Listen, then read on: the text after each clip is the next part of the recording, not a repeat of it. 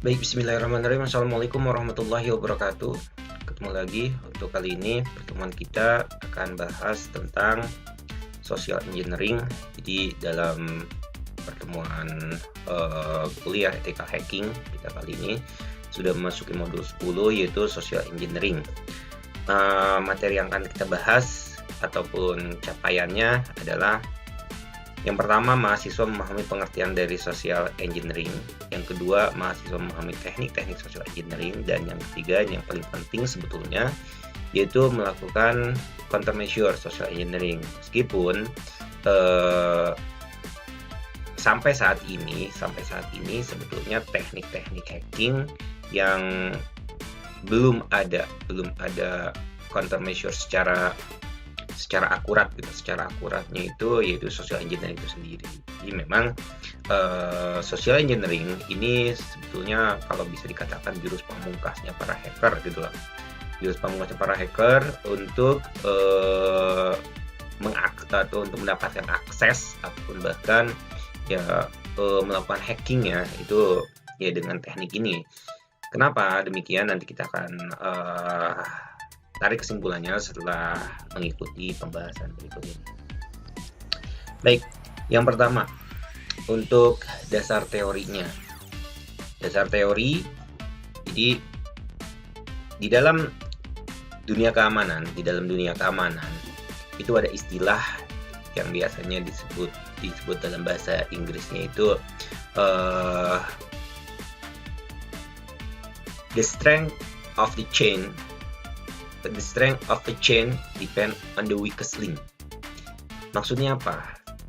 Kekuatan dari suatu sistem itu tergantung kepada weakest link-nya. Weakest link-nya itu adalah weak itu lemah, link itu ya jaringan yang paling lemahnya lah gitu. Jadi semakin kuat yang weakest link-nya ini yang kuat, maka jaringan itu kuat gitu loh. Tetapi kalau sekuat apapun tapi weakest link-nya ini lemah, ya maka jaringan itu sebetulnya lemah gitu lah. Jadi kalau dalam bahasa Indonesianya bisa kita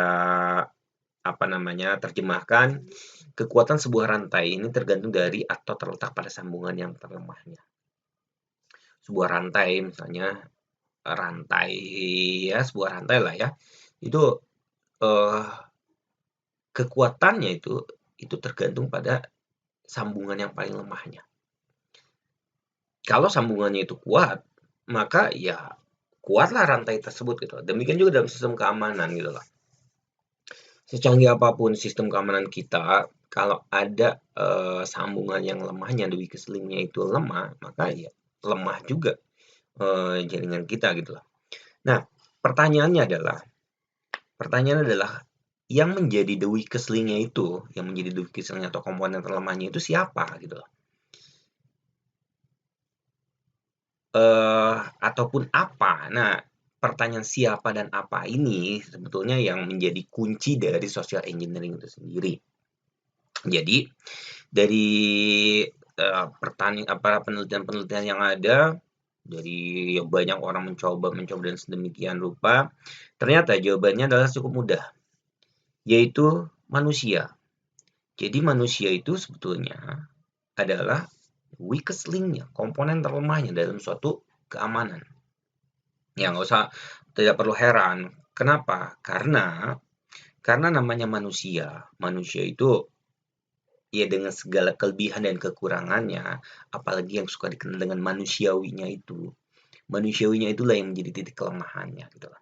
Titik kelemahannya dari ya sistem keamanan. Jadi meskipun sebuah sistem itu udah dilindungi dengan perangkat keras, piranti keras, segala macam, sudah pakai firewall, sudah pakai IDS, Defender, dan lain sebagainya. Udah macam-macam pokoknya ditambahkan di dalam sistem tersebut untuk perlindungan, untuk mengamankan. Tetapi jika manusia yang mengoperasikannya itu lalai, kan tetap ada interaksi dengan manusia. Sistem secanggih apapun masih ada interaksi manusianya. Maka kalau manusianya itu lalai atau lengah atau ya ya, sifat manusiawinya lah ibaratnya seperti itu.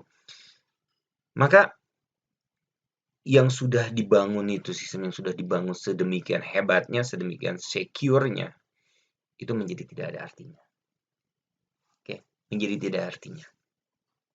Nah, para hacker ini paham betul, oke, paham betul akan hal ini. Sehingga kemudian mereka mulai menggunakan suatu kiat tertentu yang dinamakan dengan social engineering. Dalam bahasa kerennya itu biasanya mahasiswa itu menyebutnya soceng gitu. Pada awalnya saya juga heran, soceng, apa itu soceng? Oh, social engineering. Oh iya, boleh juga sih istilahnya, soceng. Oke. Jadi dengan soceng ini para hacker bisa mendapatkan informasi penting dan krusial yang disimpan secara rahasia oleh manusia. Bahkan kalau nanti bisa kalian cek lah sekarang ini kan namanya belajar itu bukan satu arah seperti zaman dulu gitu kan, semua sumber dari segala sumber ilmu itu yang tahu adalah yang di depan gitu, yang ngajar gitu. Sekarang kan udah tidak seperti itu. Sekarang semuanya bisa mengakses informasi tersebut. Mungkin yang di depan, yang namanya di depan itu hanya sekedar untuk memberikan suatu apa bisa dikatakan justifikasi pun tidak gitu loh, untuk melakukan konfirmasi aja. Oke, melakukan konfirmasi seperti itu. Karena banyak sekali contoh-contohnya, oke, dalam bentuk video, dalam bentuk tulisan-tulisan dan lain sebagainya itu yang menunjukkan betapa bahayanya social engineering. Betapa bahayanya teknik-teknik yang namanya social engineering yang dilakukan oleh para hacker itu sebuah akun ya tiba-tiba zero nol, oke, dikuras habis atau ada lagi akunnya dibajak, oke, akunnya tiba-tiba dibajak, nggak bisa akses, yang siapa yang berhak yang nggak bisa akses, ternyata dikuasai oleh yang lain, bisa seperti itu. Dan itu ditunjukkan, ya yang saya pelajari karena saya juga masih belajar, itu ditunjukkan betapa mudahnya untuk melakukan dengan teknik social engineering. Oke, jadi saya tetap selalu terus belajar, belajar, dan belajar seperti itu. Karena belajar itu tidak ada pernah berhenti. Nah, sekarang kita lihat pengertian dari social engineering. Social engineering itu merupakan metode yang digunakan untuk masuk ke dalam sistem ataupun jaringan dengan cara non-teknis. Nah, sebetulnya kata istilah non-teknis itu sendiri bisa dipertanyakan juga, tetapi karena lebih banyaknya social engineering itu tidak me, tidak tidak apa ya, tidak selalu tidak selalu menggunakan teknis, makanya dikatakan non teknis. Karena ada kalanya nanti social engineering itu menggunakan teknis-teknis juga seperti halnya phishing, kemudian apa namanya betting itu juga tetap aja menggunakan teknis juga seperti itu. Tetapi secara umum sebetulnya social engineering itu benar-benar melakukannya itu secara non teknis dengan cara apa ya? Kalau saya bilang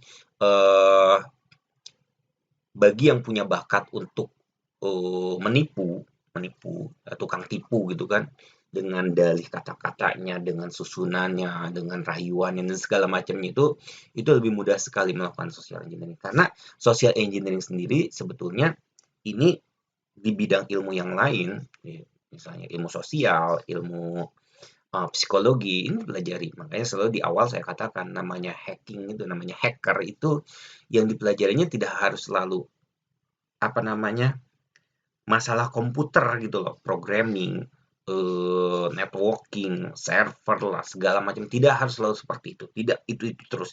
Tetapi dia juga mempelajari yang namanya psikologi, psikologi dari si target, oke. Jadi, ya saya katakan sebenarnya yang seorang hacker itu memang pintar gitu loh. Namanya mau menjadi hacker itu ya harus pintar gitu. Pintar bukan hanya masalah programming, programmingnya jelas. Kemudian networkingnya jelas, networkingnya juga masalah tentang server itu penting gitu loh kan. Nah, tetapi ilmu yang lainnya, psikologinya itu pun harus dikuasai gitu loh. Bahkan seorang hacker yang handal yang nggak pernah kedetek misalnya dia kan juga harus pintar bagaimana cara menghindari proses hukumnya kan berarti harus pelajari tentang hukumnya juga seperti itu. Oke, kita lanjut. Ini adalah proses menipu pengguna sistem dan meyakinkan mereka untuk melakukan tindakan berguna untuk hacker.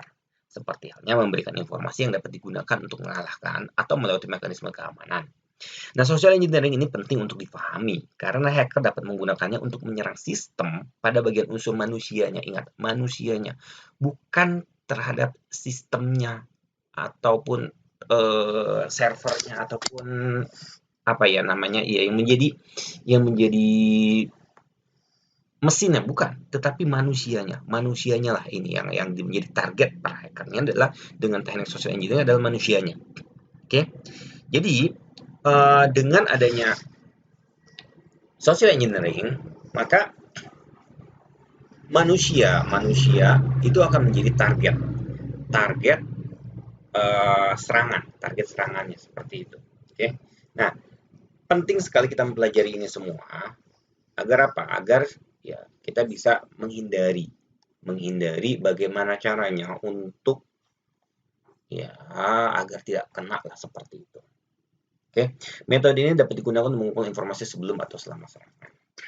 Nah, seorang social engineer umumnya menggunakan telepon ataupun internet untuk menipu seseorang agar mengungkap informasi sensitif ataupun untuk dapat mempengaruhi seseorang agar melakukan sesuatu yang bertentangan dengan kebijakan keamanan organisasi. Atau tidak harus bertentangan sebetulnya, tetapi karena pinternya si hacker itu dalam memutarbalikkan kata-kata, misalnya bersilat lidah lah istilahnya, oke, sehingga orang yang menjadi apa namanya itu targetnya itu ya terkesima gitu atau apa ya ya kebingungan atau semacam itu sehingga dia mau nggak mau mengikuti apa yang menjadi kita instruksikan atau hacker instruksikan seperti itu. Nah, dengan metode ini, social engineer memanfaatkan sifat alami seseorang dalam mempercayai kata-kata mereka. Oke. Sehingga daripada ya memanfaatkan lubang keamanan komputer, ya langsung saja gitu loh. Oke. Langsung saja kepada orang yang pernah sering saya katakan apa namanya? Kalau ada orang yang ya bertanya gitu, gimana cara ngehack ini, gimana cara ngehack itu, ya saya katakan tanya aja langsung orangnya. Loh, yang gimana itu bukan ngehack namanya loh, itu ngehack. Pernah satu kasus ada temen yang menanyakan, minta tolong dong apa gimana caranya ngehack email. Hack email, saya kaget juga gitu kan. Kok mau hack email? Emang ada apa gitu loh kan tiba-tiba. Ya udah saya jawab dengan enteng kan. Ya udah tanya aja langsung passwordnya ke orangnya.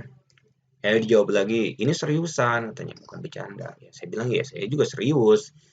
Tanya aja langsung ke orangnya, passwordnya apa gitu kan. Ya itu bukan ngehack namanya kan sebetulnya. Ya saya jelaskan, ya itu juga ngehack yang namanya seperti itu. Kita kenal dengan istilah social engineering gitu loh. Cuman memang tidak akan bertanya seperti halnya pada umumnya, password kamu apaan? Ya mungkin nggak bakal seperti itu gitu kan.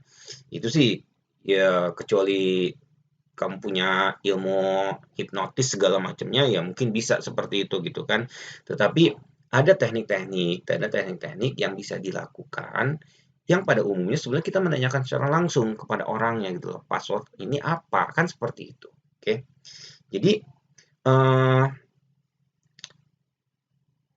dengan kejadian-kejadian seperti itu, dengan hal-hal yang kita memanfaatkan kelemahan manusia, hal ini umum disepakati bahwa pengguna ini merupakan titik terlemah jadinya, titik terlemah dalam keamanan. Nah, prinsip inilah yang membuat social engineering ini dapat terjadi gitu loh. Oke. Jadi sebetulnya manusia itu sifat pertama, sifat pelupa itu ada di manusia. Kedua, sifat ingin menolong itu juga ada, rasa kasihan.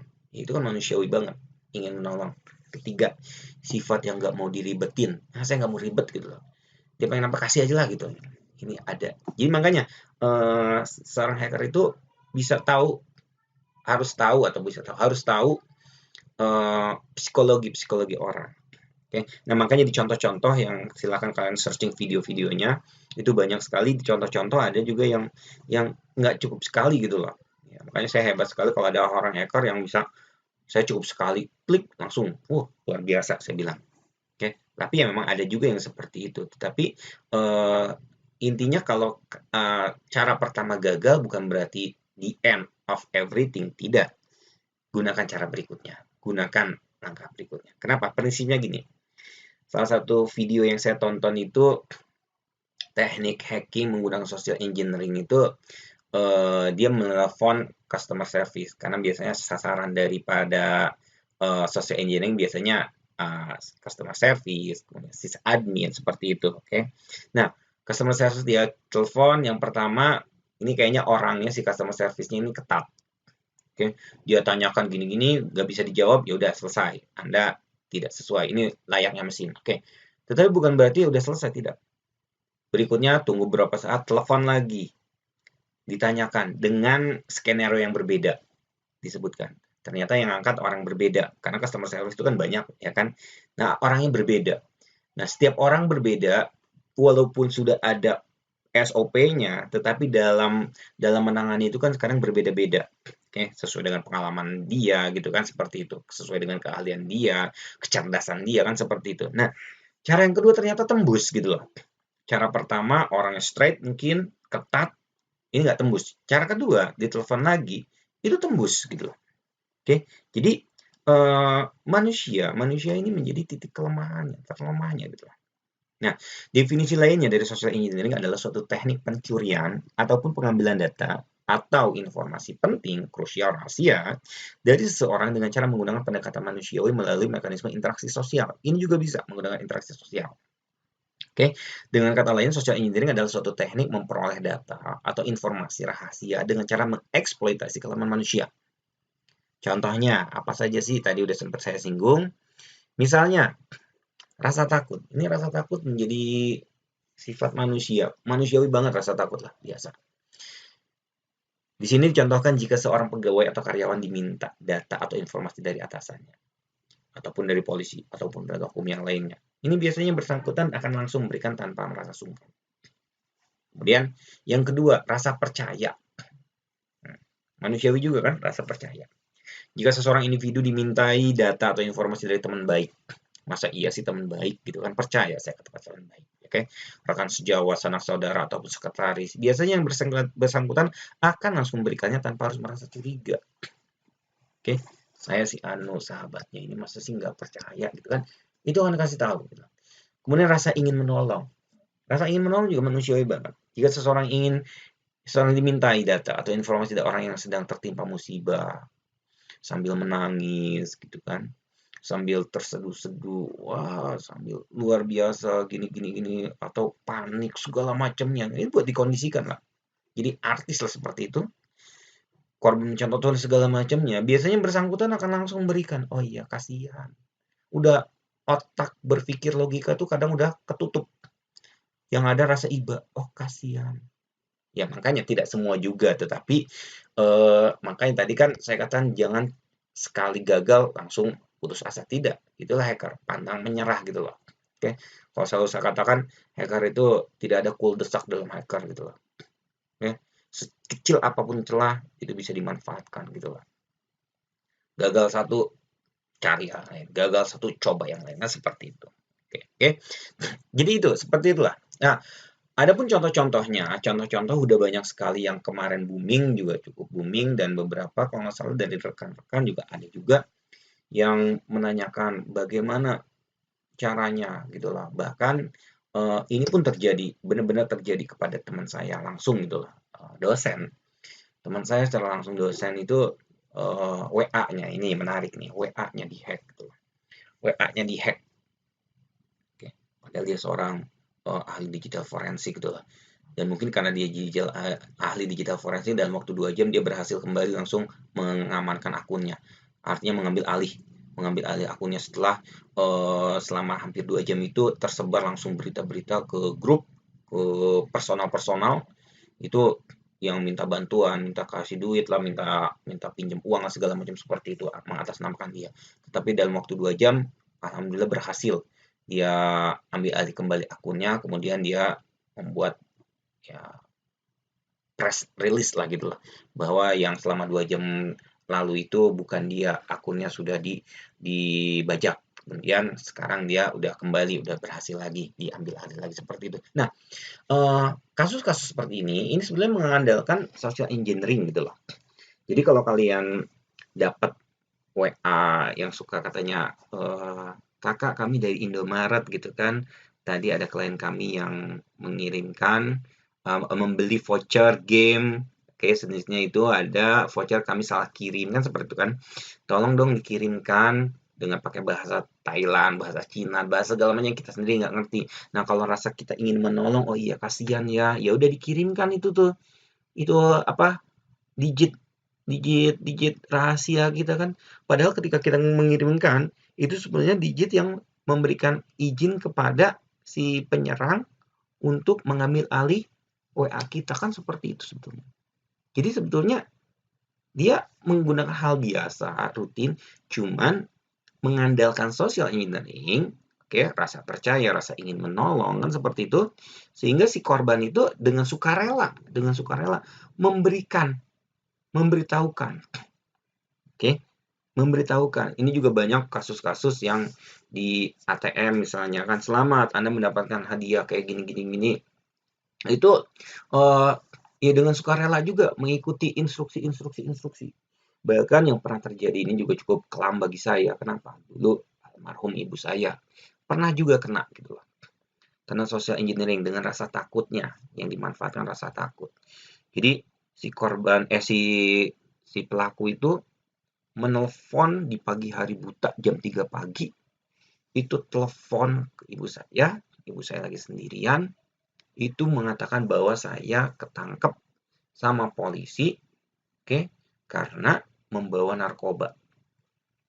Oke, membawa narkoba. Oh, ibu saya langsung, ya, anak ibu tidak terbukti bawa narkobanya, tetapi anak ibu membonceng orang yang punya narkoba, jadi perlu diamankan. Ini kalau ibu tidak ingin berurusan panjang katanya. Dia yang menelpon itu berpura-pura sebagai polisinya yang menangkap saya katanya seperti itu.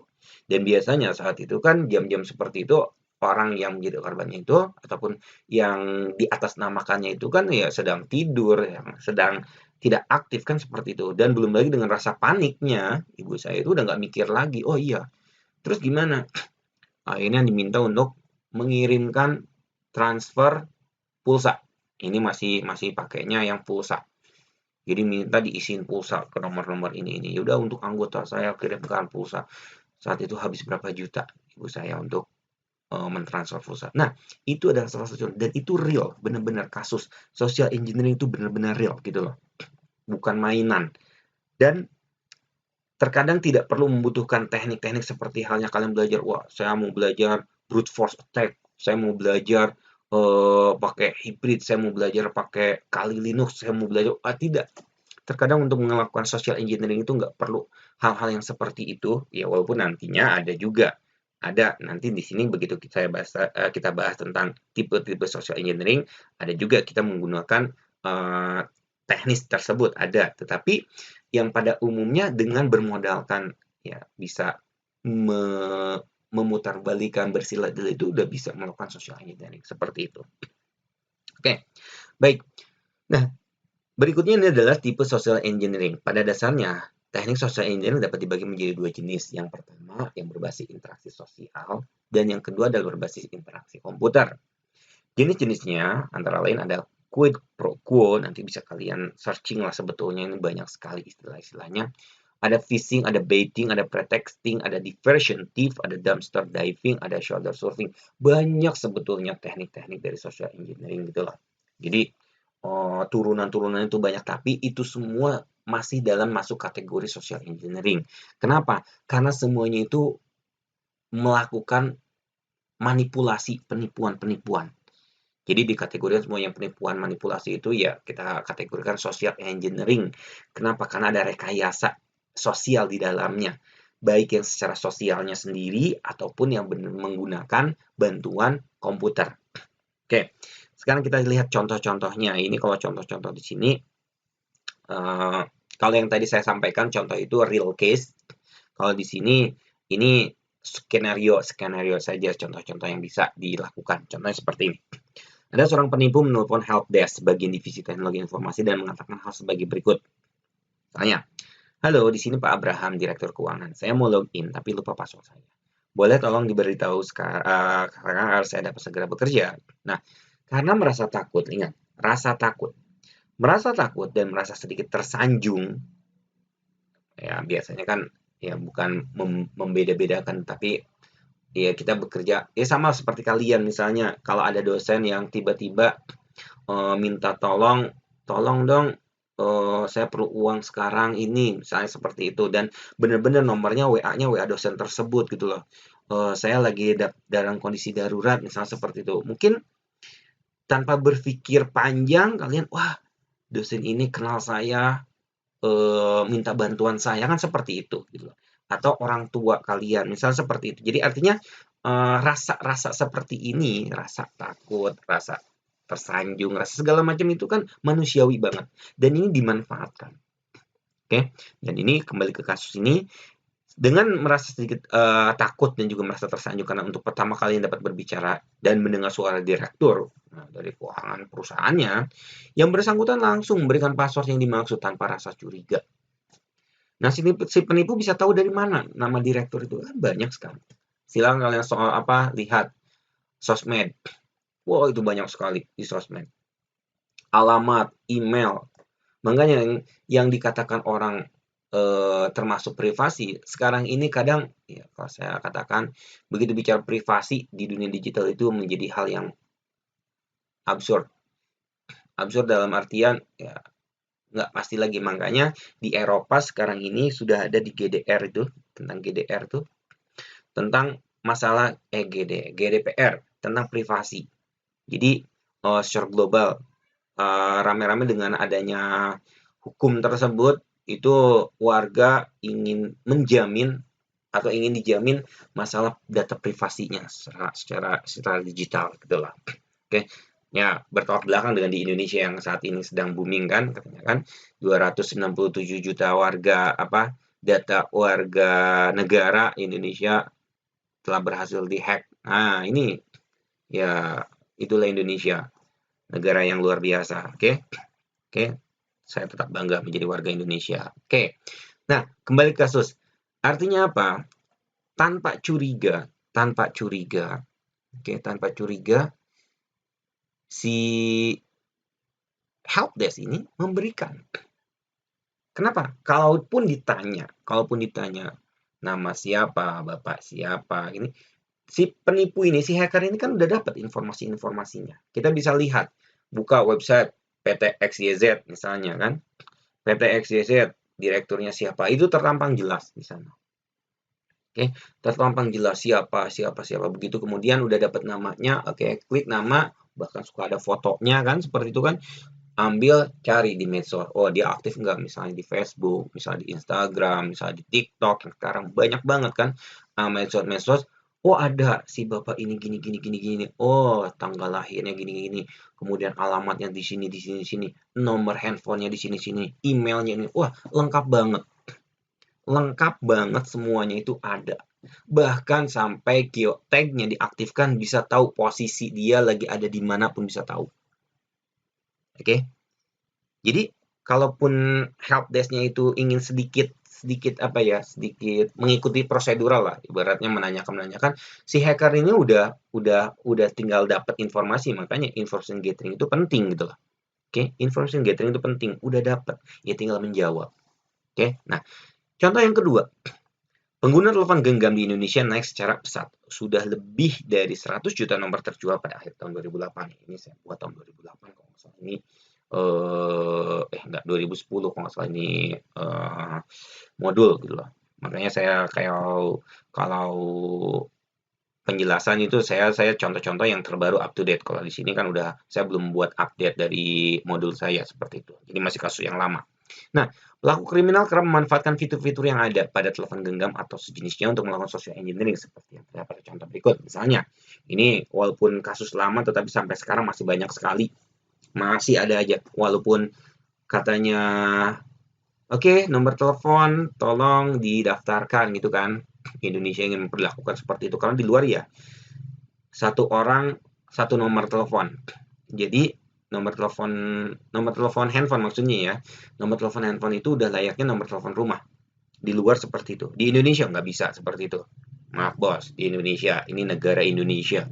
Negara kita ini negara Indonesia yang luar biasa. Tidak berlaku yang seperti itu. Kenapa? Awalnya ingin diberlakukan, tetapi banyak dari para pedagang-pedagang kios-kios segala macam. Oh, gimana saya jual nomor-nomor perdana kan seperti itu. Oke, akhirnya kebijakan tersebut ya bukan batal sih, berjalan sih sebetulnya. Tetapi yang tadinya berapa maksimum satu kakak berapa nomor, akhirnya ya bebas seperti itu kan. Oke. Nah, eh yang biasa sering terjadi di SMS. Selamat, Anda baru saja memenangkan hadiah sebesar Rp 25 juta dari Bank X yang bekerjasama dengan provider telekomunikasi Y. Agar kami dapat segera mentransfer uang kemenangan, mohon diinformasikan username password internet bank Anda pada kami. Sekali lagi, kami atas nama manajemen bank mengucapkan selamat atas kemenangan Anda. Redaksinya berbeda-beda, banyak sekali. Oke, nah kalau kalian anggap ini ginian aja masa dipercaya, jangan salah. Masih ada yang percaya seperti ini. Di luar sana masih banyak yang belum paham tentang dunia IT, belum paham tentang security. Begitu dapat, langsung hore dapat. Bahkan ada lagi yang suka iseng gitu loh kan.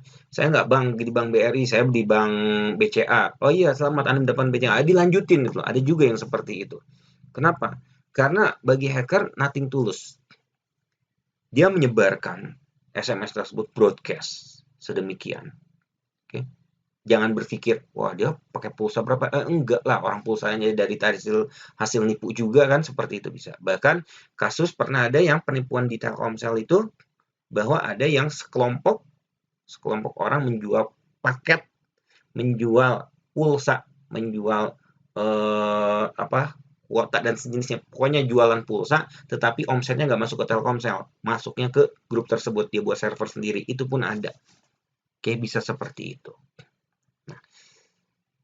Yang ketiga, seorang penipu sengaja menyimpan sebuah. Nah ini, kalau yang ketiga ini contoh untuk baiting. Contoh untuk baiting. Baiting itu umpan. Jadi, seorang penipu sengaja menyimpan sebuah CD dengan label data finansial dan daftar pegawai yang akan di-PHK. Di mana dia simpan? Di wastafel toilet perusahaan dengan tujuan apa? Agar, nah kalau ini ada kaitan dengan interaksi komputernya. Oke, social engineering yang sudah berkaitan dengan interaksi sosial dan juga interaksi komputernya.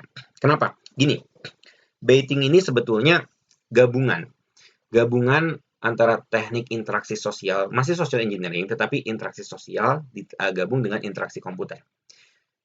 Jadi dia, seorang hacker ini sengaja menyimpan sebuah CD, mungkin sekarang flash disk lah ibaratnya, sebuah CD, itu tulisan di depannya data finansial, daftar pegawai yang akan di-PHK. Pokoknya judul yang membuat orang itu penasaran. Makanya saya bilang, namanya social engineering itu, atau namanya hacker itu paling senang terhadap orang yang kepo. Ya bahasa kalian kan kepo kan. Kepo itu pengen tahu aja gitu kan. Nah, harapannya dia menyimpan di wastafel, di toilet umum, publik, di kantor tersebut, harapannya akan ada orang yang ya tadi kepo tersebut, orang yang pengen tahu, oke.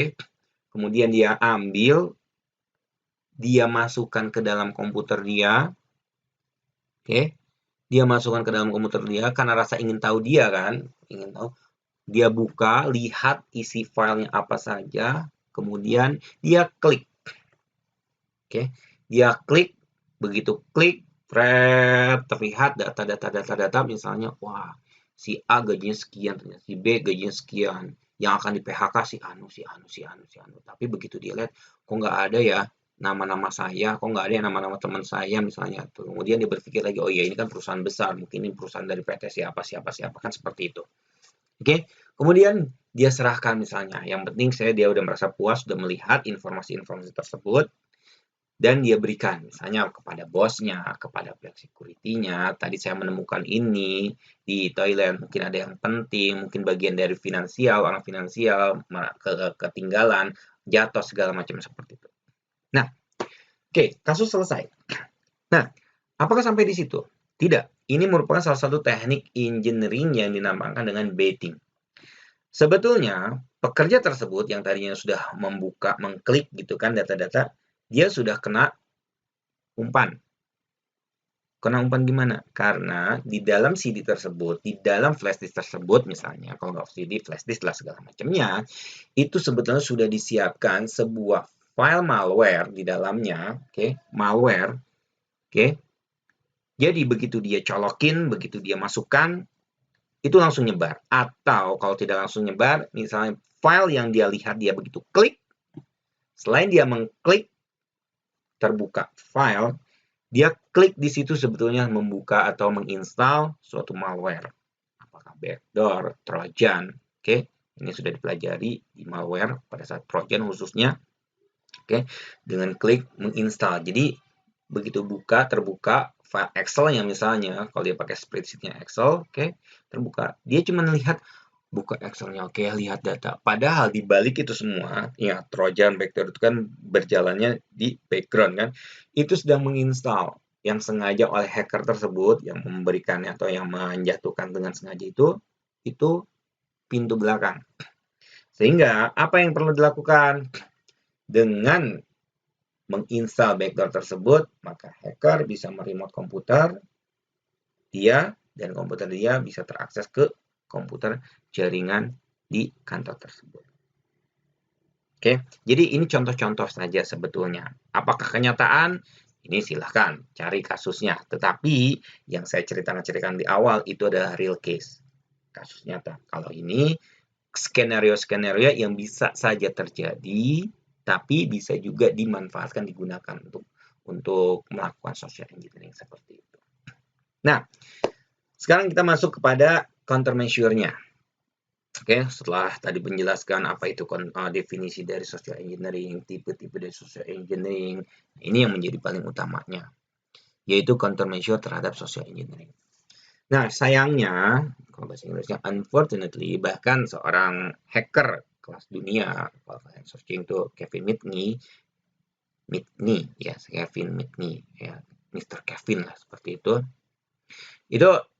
mengatakan bahwa ya social engineering ini menjadi andalannya gitu, menjadi andalan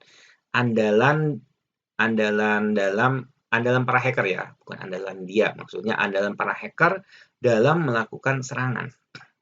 Kenapa? Karena tidak ada teknologi yang dapat mencegah social engineering. Jadi nggak ada tuh. Mengantisipasi, mengurangi itu mungkin ada. Tetapi untuk mencegahnya itu tidak ada. Kenapa?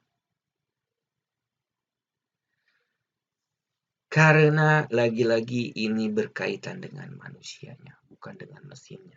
Ingat, kalau semuanya serba mesin bisa, kenapa tidak? Ambil contoh. Pintu masuk. Pintu gerbang masuk kalau di gedung-gedung itu kan udah ada tuh yang menerapkan security, tingkat-tinggi jangan gedung-gedung. Di kantor-kantor yang sudah menerapkan IT juga udah ada tuh pintu masuk pakai kartu, ya kan? Thread, nggak ada kartu kamu nggak bisa masuk. Yang lebih canggihnya lagi pakai sidik jari, yang lebih canggihnya lagi untuk pakai iris, ya kan? Nggak ada irisnya kamu nggak bisa masuk. Mau nangis-nangis darah, kamu mau menyatakan bahwa saya adalah saya yang punya akses, nggak bisa masuk. Tapi kenyataannya apa? Kenyataannya tetap akan ada manusia di dalamnya, sistem tersebut, ada pintu darurat, itu akan selalu ada dalam membuat sistem juga. Pintu darurat, kenapa? Jaga-jaga sistem nggak bekerja dengan baik, jaga-jaga sistem ada masalah, ininya, ada kartunya, sidik jarinya, kan tidak sama sidik jari misalnya luka, nggak bisa kebaca kan, seperti itu. Tapi karena ada manusianya, biasanya, ini saya, satpam udah kenal, oh ya bos, tinggalan, sidik jari lagi luka, jempol dibungkus, dibukain, selesai, habis perkara. Bagaimana kalau mesin? Semuanya kita serahkan aja kepada mesin, kita serahkan pada mesin. Tangan saya, jempol saya luka, nggak bisa masuk. kata mesin Anda tidak pas. Udah selesai. Mau Anda bilang saya tetap kasus ini terjadi pada saya, misalnya yang pakai handphone, handphonenya saya aktifkan yang fingerprintnya. Fingerprintnya ternyata ini saya lagi luka. Itu udah berapa kali itu nggak tidak cocok. Ya udah lama berapa kali, terlalu banyak pengulangan, silakan tunggu dalam berapa. Waduh, ini kan saya, ini handphone dia nggak mau, nggak menerima sidik jari saya. Ini karena kita lakukan mesin. Tapi untungnya di mesin juga silakan bisa pakai password, kan seperti itu. Masih ada alternatif lain, di mana alternatif lain yang terakhir biasanya ada manusianya di dalamnya. Tapi kalau kita serahkan kepada semuanya pada mesin, iya betul. Mungkin social engineering bisa dicegah. Tetapi kalau itu terjadi, maka saya bisa mengatakan bahwa film Terminator menjadi kenyataan. Film iRobot menjadi kenyataan. Tahu kan film Terminator? Yang sudah mulai dari awal 1, 2, 3, 4 dengan berbagai macam judulnya, ya kan? Terminator itu kan tidak lain sebetulnya ketika komputer menguasai seluruh perangkat-perangkat yang ada, di mana tidak ada manusia yang ikut campur di dalamnya, kan seperti itu. Sehingga manusia yang menjadi musuh utamanya, kan seperti itu. Oke, makanya tetap diperlukan manusia di dalam suatu sistem, tetapi manusia itu sendiri justru jadi kelemahannya. Ini suatu istilah kalau di Indonesia itu makan buah si malakama lah ibaratnya, ya kan? Buah si malakama. Jadi dimakan, ya salah, nggak dimakan juga salah, seperti itu. Jadi sama sebetulnya kita menerapkan manusia untuk benar-benar keamanan yang luar biasa, kita hilangkan manusia di dalamnya, ya kadang berbahaya juga. Kita masukkan manusia di dalam sistem tersebut, masih ada manusianya, ya masih berbahaya juga, ada social engineering. Seperti itu. Nah, oke. Tetapi setidaknya walaupun kita tidak bisa melakukan pencegahan secara 100%, tidak ada keamanan yang 100%, minimal kita bisa menguranginya. Oke, caranya dengan meningkatkan kewaspadaan terhadap manusianya. Upaya-upaya tersebut dapat dilakukan dengan memberikan pelatihan-pelatihan maupun membuatkan sebuah standar operating procedure. Oke. Berikut dapat dilakukan untuk mengurangi tindakan social engineering. Ingat, mengurangi bukan mencegah. Pertama, melakukan analisis kerawanan sistem informasi. Baca vulnerable analysis. Kedua, mencoba melakukan uji coba ketangguhan. Bacanya penetration testing. Mengembangkan kebijakan peraturan atau namanya policy security. Menjalin kerjasama dengan pihak ketiga seperti vendor, ahli keamanan informasi, institusi penanganan insiden, dan lain sebagainya untuk menyelenggarakan berbagai program aktivitas bersama yang mempromosikan kebiasaan peduli pada keamanan informasi, membuat standar klasifikasi aset informasi berdasarkan tingkat kerahasiaan dan nilainya, dan melakukan audit secara berkala dan berkesinambungan terhadap infrastruktur dan infrastruktur perusahaan dalam menjalankan keamanan informasi. Tetapi saya katakan itu semua saja sebetulnya tidak cukup. Kenapa demikian? Misal diberikan training-training, pelatihan-pelatihan, iya dalam waktu 1 minggu, 2 minggu, 3 minggu, mungkin si pegawai yang diberikan training itu masih ingat. Tetapi biasanya behavior manusia itu kembali lagi menjadi kebiasaan dia, kebiasaan dia itu dalam waktu beberapa ke depannya lah. Seminggu, 2 minggu, 3 minggu, sebulan masih bisa. Kesananya ya udah kembali kepada kebiasaan lama dia, seperti itu. Makanya diperlukan selalu pengulangan. Cuman masa iya dilakukan pelatihan lagi. Mending pelatihan yang sama lagi, kan bikin pertama budgeting juga kan. Yang kedua juga orang juga biasanya bosan gitu loh pelatihan yang sama diulang. Karena bukan masalah pelatihannya, tetapi kesadaran manusia itu yang perlu ditumbuhkan. Oke, kemudian ini ada beberapa tips dan trik dari hacker juga ketika bagaimana sih mengamankan namanya social engineering. Yang pertama, jangan sebar informasi real di medsos kalian, Jadi di Facebook, di Instagram, di medsos apapun itu, di TikTok, di apapun itu jangan berikan the real kalian. Oke, jangan berikan the real kalian. Itu yang pertama. Jadi alamat asli, nomor telepon asli, email asli, jangan. Oke. Ya gunakanlah nama-nama ya samaran. Makanya hacker banyak sekali yang nyebutnya pakainya nama samaran karena tujuannya apa? Ya biar dia nggak kedetek gitu loh, biar dia nggak ketahuan gitu loh. Bukan dia nggak punya, dia punya akun-akun punya. Bagaimana dia bisa melakukan ya social engineering, bagaimana dia bisa mencari informasi kalau dia nggak punya akun kan seperti itu. Tetapi akun yang dia miliki itu bukan the real dia gitu loh. Oke, bedakan antara the real dia dengan yang di dunia maya seperti itu. Yang kedua, geotek. Betul memang ini menjadi saya katakan juga buah si malakama juga. Kenapa? Ada kalanya berguna juga. Contoh, handphone saya setting aktifkan positionnya. Ya kalau nggak saya aktifkan, nanti saya nggak bisa kalau pesan makanan pakai yang online seperti itu ya nggak bisa. Nanti dia salah alamat dong saya kirimnya kan seperti itu. Makanya saya bilang sebuah si malakama juga. Atau ketika menggunakan GPS saya ingin menuju ke sana saya nggak tahu alamatnya, oke saya gunakan, entar salah alamat juga gitu kan. Mulai dari mananya ya. Tapi kalau lagi nggak digunakan sebaiknya dimatikan. Kenapa?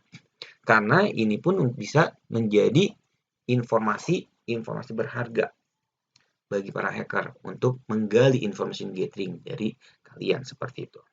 Jadi geotagnya itu turn off, disable. Kalau nggak pakai GPS fake. Fake GPS artinya lokasinya nggak benar gitu loh. Jadi kalaupun nanti ada pencarian ya, oh saya tidak di situ kok. Misalnya seperti itu. Oke. Kemudian berikutnya ini sebetulnya terkait masalah kepada si pemegang data juga. Dalam hal ini kalau kembali ke kasusnya yang jebol, Indonesia jebol, atau waktu yang sebelumnya itu dari Tokopedia, ya kan, dijual. Dan sebetulnya teman saya itu ada e-commerce lain sebetulnya sudah jebol juga, tapi nggak booming. Ya sengaja nggak di-boomingin biarnya aja. Saya bilang janganlah, biar aja gitu loh, di skip aja. Ada salah satu e-commerce itu sebetulnya dia berhasil mendapatkan data-datanya, data-data penggunanya. Oke, banyak sekali. Makanya ini kalau dijual di dark web laku kali ya. Udah, stop, usah. Yang penting tes ilmu berhasil ya udah selesaikan seperti itu. Oke. Nah, artinya apa? Yang perlu mewaspadai juga sebetulnya si perusahaan ataupun instansi yang menyimpan data-data privasi kita. Dia harus benar-benar mengamankannya. Dalam artian benar-benar mengamankan baik dari sisi teknisnya maupun dari sisi tadi orangnya. Jadi jangan sampai dengan mudahnya memberikan akses atau memberikan informasi tersebut kepada orang yang bukan haknya. Oke, ini menjadi tanggung jawab juga sebetulnya si pemilik data tersebut. Kalau misalnya di PNJ ya menjadi tanggung jawab PNJ ketika mengamankan data-data pribadi dosennya, mahasiswanya kan seperti itu. Pegawai-pegawainya. Ketika misalnya di UI ya menjadi tanggung jawab institusi UI untuk menjamin bahwa data-datanya itu di data-data pegawainya, data-data karyawannya, data-data mahasiswanya itu dijamin.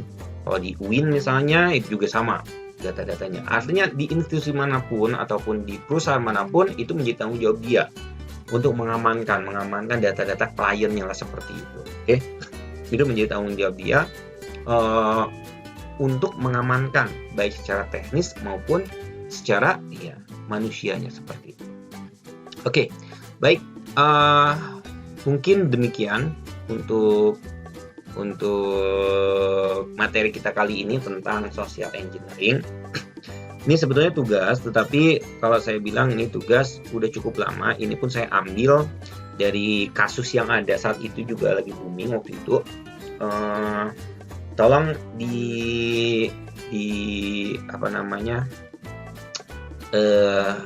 dianalisis lah kalian yang bagaimana cara teknik ini bisa berlaku gitu loh. Oke. Bagaimana kok bisa ini? Silakan. Apakah karena ada orang dalam? Apakah karena ada backdoor segala macam? Silakan dianalisis kasusnya, kemudian ya, berikan tanggapan-tanggapannya ini. Pertama, teknik hackingnya apa yang digunakan, kemungkinan langkah-langkah yang dilakukan oleh hacker tersebut, dan yang paling penting itu countermeasure-nya agar kasus tersebut tidak terjadi. Oke, sampai di sini untuk materi kita tentang social engineering. Sekali lagi silahkan akses sebanyak-banyaknya contoh-contoh, sudah banyak sekali social engineering di video-video seperti YouTube, itu banyak sekali bisa kalian pelajari. Ingat, untuk belajar silahkan gunakan untuk kebaikan. Akhir kata, bila taufiq wal hidayah, wassalamualaikum warahmatullahi wabarakatuh.